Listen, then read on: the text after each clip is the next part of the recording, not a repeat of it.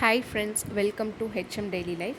So இன்றைக்கி நம்ம என்ன ரெசிபி பார்க்க போகிறோம் அப்படின்னா, வெள்ளை பூசணிக்காய் போட்டு அரைச்சி விட்ட சாம்பார் தான். ஸோ அதுக்கு தேவையான பொருட்கள்: எண்ணெய், காஞ்ச மிளகாய், தேங்காய், கடலைப்பருப்பு, உளுந்து, மல்லி, சீரகம், கொஞ்சமாக வெந்தயம். ஸோ இப்போ நம்ம இந்த கடாயை வச்சுட்டு நல்லா சூடானதுக்கப்புறமா கொஞ்சமாக ஆயில் ஊற்றிக்கோங்க.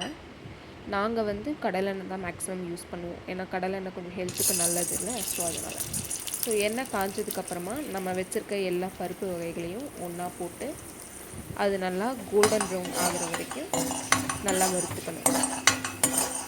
வெந்தயம் சில வீட்டில் சேர்க்க மாட்டீங்க, பட் நாங்கள் சேர்ப்போம். வெந்தயம் அந்த நம்மளுக்கு ஒரு ஸ்மெல் நல்லா தரும், அந்த ஒரு டேஸ்ட் நம்ம ஹோட்டல்லலாம் போய் சாப்பிட்ற டேஸ்ட் நல்லா கொடுக்கும். அண்ட் மல்லி கொஞ்சமாக போட்டுக்கணும், நிறைய போட்டிங்கன்னா கசப்படிக்கும். சில பேர் உளுத்தம்பருப்பு ஆட் பண்ண மாட்டாங்க, பட் நான் ஆட் பண்ணியிருக்கேன், ஏன்னா உளுத்தம்பருப்போட வாசனையும் நல்லாயிருக்கும். ஸோ இந்த பருப்பெல்லாம் நல்லா ப்ரௌனாக ஆனதுக்கப்புறமா நம்ம காஞ்ச மிளகாய் எடுத்து வச்சுருக்கோம் இல்லையா, ஸோ அதை ஆட் பண்ணிக்கிறோம். எங்கள் வீட்டில் காரம் நிறைய சாப்பிடுன்றதுனால நான் கொஞ்சம் நிறைய எடுத்திருக்கேன். உங்களுக்குலாம் காரம் கம்மினா நீங்கள் காரத்துக்கு தகுந்த மாதிரி போட்டுக்கோங்க. நெக்ஸ்ட் ஒரு மிக்ஸி ஜாரில் இதுக்கு தேவையான பொருட்கள் தேங்காய்.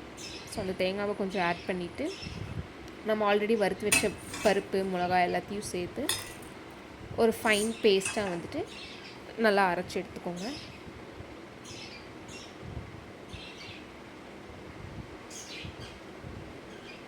ஸோ இதுக்கு தாளிக்கிறதுக்கு எண்ணெய், சீரகம், கடுகு, வெள்ளை பூசணிக்காய் சின்னது இருந்தால் எடுத்துக்கோங்க, ஒரு சின்ன சைஸ் தக்காளி, அண்ட் தென் புளி முன்னாடியே கரைச்சி வச்சுக்கோங்க.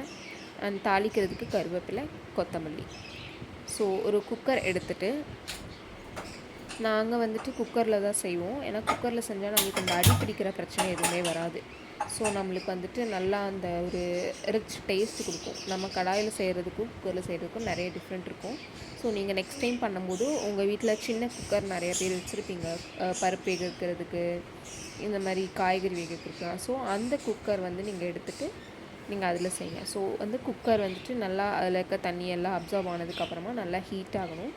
ஸோ குக்கர் நல்லா ஹீட் ஆனதுக்கப்புறமா அதில் கொஞ்சம் ஆயில் ஊற்றிக்கோங்க. ஸோ நாங்கள் இதுக்குமே கடலெண்ணெய் தான் யூஸ் பண்ண போகிறோம்.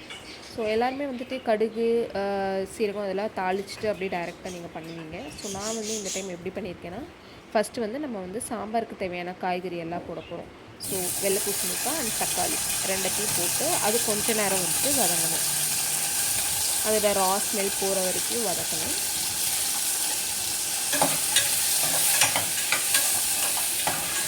ஸோ இந்த மாதிரி நல்லா போட்டு வதக்கிட்டு கொஞ்சமாக மஞ்சத்தூள் ஆட் பண்ண போகிறோம் நான். ஸோ மஞ்சத்தூள் ஏன் முன்னாடியே நம்ம ஆட் பண்ணுறோம் அப்படின்னா, அந்த ஒரு கலர் கொடுக்கும் பார்த்தீங்கன்னா, அந்த கலருக்காகவும், அண்ட் தென் நம்மளோட பாக்டீரியாஸ் ஏதாவது இருந்துச்சுன்னா அந்த பாக்டீரியாஸ்லாம் சீக்கிரமாக போயிடும். ஸோ அதுக்காக நம்ம மஞ்சத்தூள் ஆட் பண்ணுறோம். ஸோ மஞ்சத்தூள் ஆட் பண்ணதுக்கப்புறமா மறுபடியும் ஒரு சாட்டே பண்ணிக்கோங்க. முக்கியமான பாயிண்ட் என்னென்னா, அடிப்பிடிக்காமல் நல்லா பார்த்துக்கணும்.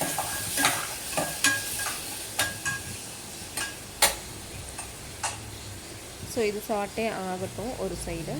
ஸோ சாட்டே ஆனதுக்கப்புறமா நம்ம நெக்ஸ்ட்டு ப்ராசஸ் ஆல்ரெடி ஒரு புளி கரைச்சி வச்சுருக்கோம் இல்லையா, ஸோ அந்த புளியை வெறும் புளி தண்ணி மட்டும் ஊற்றுவோம். நிறைய பேர் புளியோடு போடுவாங்க. ஸோ அதை அவாய்ட் பண்ணிவிட்டு வெறும் புளி தண்ணி மட்டும் ஊற்றிக்கோங்க. நீங்கள் இப்போ 2 பேத்துக்கு சமைக்கிறீங்கன்னா சின்ன நெல்லிக்காய் சைஸ் அளவுக்கு புளி எடுத்து கரைச்சி வச்சுக்கோங்க. இல்லை நான் ஒரு 10-15 பேத்துக்கு சமைக்க போகிறோம் அப்படின்னா, ஸோ நீங்கள் அதுக்கு தகுந்த மாதிரி புளியை கரைச்சி வச்சுக்கோங்க. ஸோ இப்போ நம்ம அரைச்சி வச்சுருக்கோம் இல்லையா அந்த பேஸ்ட்டு, அது கூட துவரம் பருப்பு இருக்கும் இல்லையா, ஸோ துவரம் பருப்பை நல்லா குழைய வச்சு எடுத்துக்கோங்க. ஸோ இப்போ இந்த ஸ்டெப் நான் என்ன பண்ண போகிறேன்னா, முன்னாடியே உப்பு போட போகிறேன். கல்லுப்பு தான் நான் போடுவேன். நிறைய பேர் சாம்பாருக்கு பொடி உப்பு ஆட் பண்ணுவாங்க. ஸோ சாம்பாருக்கு கல்லுப்பு ஆட் பண்ணி ட்ரை பண்ணி பாருங்கள், டேஸ்ட் ரொம்பவே நல்லாயிருக்கும். ஸோ அந்த ஒரு கொதி வரணும், கல்லுப்பு அந்த மஞ்சத்தூள் இதெல்லாம் போட்டதுக்கப்புறம் புளி தண்ணி இதெல்லாம் ஊற்றினதுக்கப்புறமா லைட்டாக அது கொதிக்க விடணும். ரொம்ப கொதிக்க விட்டால் புளி வந்து சுண்டி போய் நம்மளுக்கு சாம்பாருக்கான அந்த ஒரு கன்சிஸ்டன்சியே கிடைக்காது. ஸோ எப்போவுமே வந்துட்டு புளி தண்ணியை வந்துட்டு நல்லா ஒரு 5 to 10 minutes அந்த மாதிரி பாயில் பண்ண விடுங்க. ஏன்னா புளியோட அந்த பச்சை வாசனை போகும். நிறைய பேர் என்ன பண்ணுவாங்கன்னா புளி தண்ணி கரைச்சி ஊற்றின உடனேவே சாம்பார் பொடி அதெல்லாம் போட்டுருவாங்க. அதெல்லாம் போட்டிங்கன்னா நம்மளுக்கு அந்த புளியோட பச்சை வாசனை வந்து அப்படியே தெரியும் நம்மளுக்கு.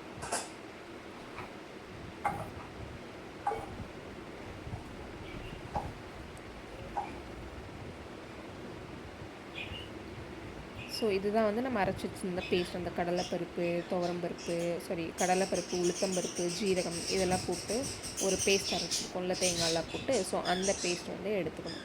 இதை எடுத்துகிட்டு என்ன பண்ணணும் அப்படின்னா, ஆல்ரெடி நம்ம குக்கரில் பருப்பு வச்சுருப்போம்ல, அந்த பருப்பு கூட இந்த அரைச்சி வச்ச பேஸ்ட்டை ரெண்டத்தையும் மிக்ஸ் பண்ணிக்கணும். நல்லா வந்துட்டு ரெண்டுமே சேர்ந்து ஒன்றோட ஒன்றா வந்துட்டு கலக்கணும். ஸோ அது நல்லா கலந்ததுக்கப்புறமா நம்ம வந்து இந்த சாம்பாரை புளி தண்ணியோடு சேர்த்து ஆட் பண்ண போகிறோம்.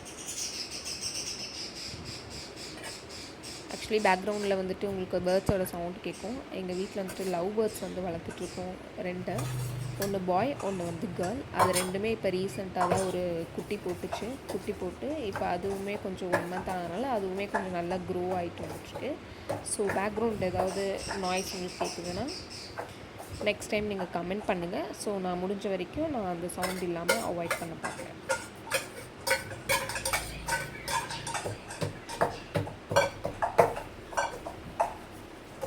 பார்த்திங்களா, அந்த புளி தண்ணி வந்து எவ்வளோ நேரம் வந்து நான் கொதிக்க வச்சுருக்கேன்னு. அந்த கொதித்து அந்த நுர கட்டுது பார்த்திங்களா. தக்காளி, நம்ம போட்ட தக்காளி, வெள்ளை பூசணிக்காய், புளி தண்ணி, உப்பு, மஞ்சள் பொடி இது எல்லாமே சேர்ந்து நல்லா பாயில் ஆகிடுது. அந்த நுர பொங்குன்னு சொல்லுவாங்கள்ல, ஸோ அந்த மாதிரி அது வந்து பொங்கிட்டுருக்கு. ஸோ இந்த டைமில் நம்ம வந்து கரைச்சி வச்சுருக்க அந்த பருப்பு, தேங்காய், கடலைப்பருப்பு அந்த பேஸ்ட்டை வந்துட்டு இதில் ஆட் பண்ணிப்போம். ஸோ ஆட் பண்ணிவிட்டு ஒரு வாட்டி நல்லா மிக்ஸ் பண்ணிக்கோங்க. நம்ம அப்படியே விட்டோன்னா அடியில் வந்துட்டு அடி பிடிச்சிடும். ஸோ இதை வந்துட்டு நல்லா மிக்ஸ் பண்ணிக்கணும். மிக்ஸ் பண்ணதுக்கப்புறமா நம்ம வந்துட்டு வச்சுருப்போம் இல்லையா அந்த பேஸ்ட்டு, பருப்பு தண்ணி, இந்த மிக்ஸி ஜாரில் இருக்கிறது எல்லாத்தையுமே வேஸ்ட் பண்ணாமல் அதில் ஃபுல்லாக தண்ணி ஊற்றி நல்லா சாம்பார் இன்னும் நம்மளுக்கு நிறைய வேணுன்றதுனால அதில் கொஞ்சம் தண்ணியை ஊற்றி நல்லா கரைச்சி அதில் வந்து ஊற்ற போகிறோம். ஸோ அந்த தண்ணி ஊற்றியாச்சு. ஸோ மறுபடியும் நம்ம வந்து ஒரு கரண்டியை வச்சு நல்லா மிக்ஸ் கொடுக்க போகிறோம். ஸோ பார்த்திங்கன்னா இந்த சாம்பாரோட அந்த கன்சிஸ்டன்சி நம்மளுக்கு இப்போ கிடச்சிருச்சு.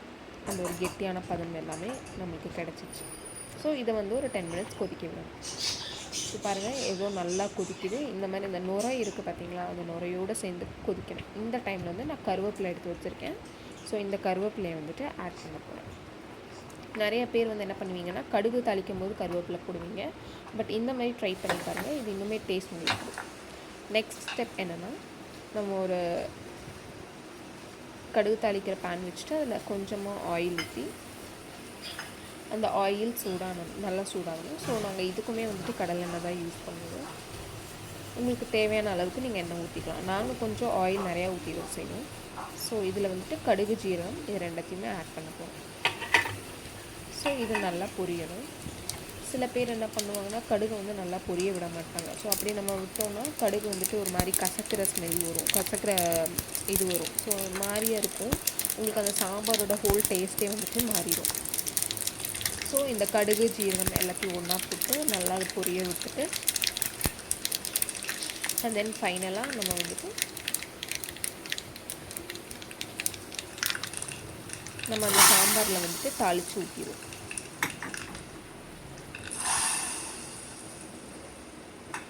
ஸோ பாருங்கள் எவ்வளோ சூப்பராக இருக்குது கலர் பார்க்கும்போதே.